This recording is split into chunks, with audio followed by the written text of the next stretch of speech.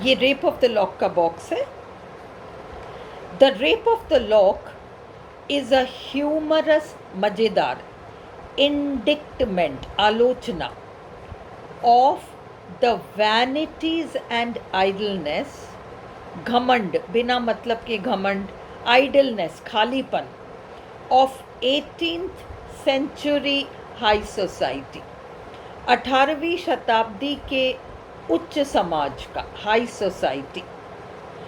Basin his poem, तो जो pope है अलेक्जेंडर पोप, कवि, उन्होंने अपनी कविता को आधारित किया है ऑन अ रियल इंसिडेंट, एक वास्तविक घटना पर, among families of his acquaintance, उनके जान पहचान के कुछ फैमिलीज थे, अक्वेंटेंस उनके परिचित कुछ फैमिलीज थी, उनके साथ जो घटना हुई उस पर पोप ने अपनी पोएम को आधारित किया है।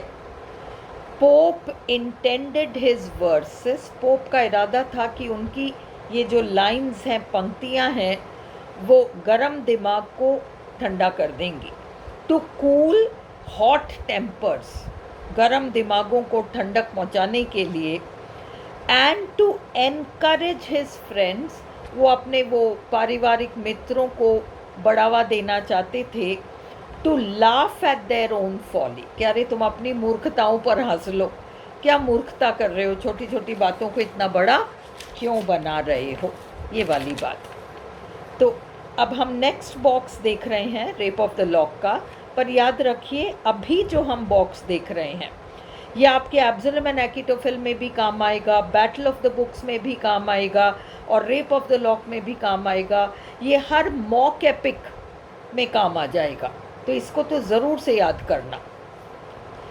द पोएम इज परहैप्स, अब मैंने नाम नहीं दिया है कौन सा पोएम, वो कोई सा भी हो सकता है। The poem is perhaps the most outstanding example, ये सबसे आउटस्टैंडिंग, अलग हटकर उदाहरण है इन द इंग्लिश लैंग्वेज, अंग्रेजी भाषा की कविताओं में, of the genre of mock epic, genre श्रेणी, मॉक एपिक की श्रेणी में आने वाली कविताओं का। तो द पोएम करके आप क्या करना, फर्स्ट द पोएम, अगर आप रेप ऑफ द लॉक में यूज़ कर रहे हो तो ब्रैकेट में the rape of the lock, अगर आप एब्सलम में यूज़ कर रहे हो तो ब्रैकेट में एब्सलम एंड एकिटोफेल, अगर आप बैटल ऑफ द बुक्स में यूज़ कर रहे हो तो ब्रैकेट में the battle of the books, क्योंकि आगे मैंने कहीं पर भी ऐसा कोई हिंट नहीं दिया है कि ये कौन से पोएम का है, तीनों में काम आ जाएगा। द एपिक, जो महाकाव्य रचनाएं हैं, हैड लॉन्ग बीन कंसिडर्ड, बहुत पहले के ज़माने से माने जाते थे कि एपिक ही मतलब सबसे महान किस्म की रचना है।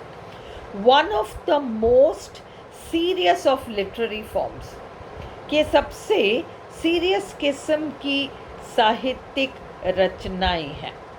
It had been applied in the classical period, ये शास्त्रीय पुराने ज़माने में जब उल्टी गिनती बीसी वगैरह चलती थी, क्लासिकल पीरियड ग्रीस एंड रोम में, होमर का ज़माना, हॉरेस का ज़माना वगैरह वगैरह, उस ज़माने में एपिक्स यूज़ हुआ। वर्जिल ने एपिक लिखा है ना, होमर ने ग्रीस में एपिक लिखा, वर्जिल ने इटली में, रोम में एपिक्स लिखे।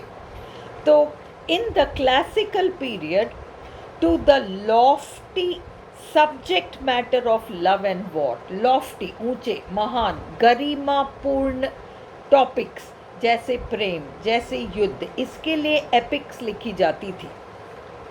The mock epic resembles the epic, mock epic बिल्कुल एपिक से समानता रखता है।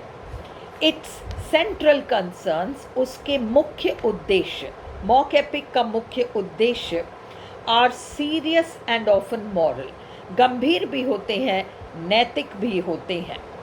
The mock epic is satirical, mock epic व्यंग्यात्मक होता है।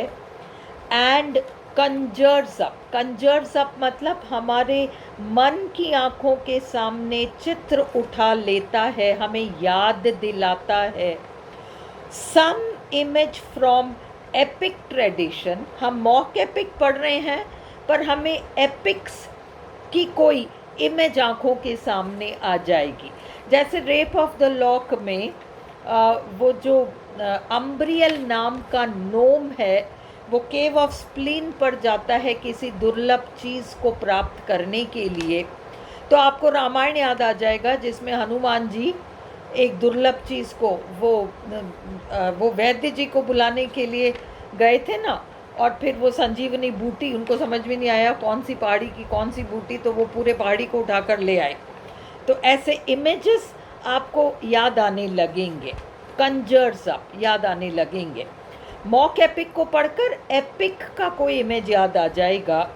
फ्रॉम एपिक ट्रेडिशन, एपिक परंपरा से, और द क्लासिकल वर्ल्ड व्यू, या क्लासिकल ज़माने में जो भी लोगों के विचार थे, वर्ल्ड व्यूज़ थे।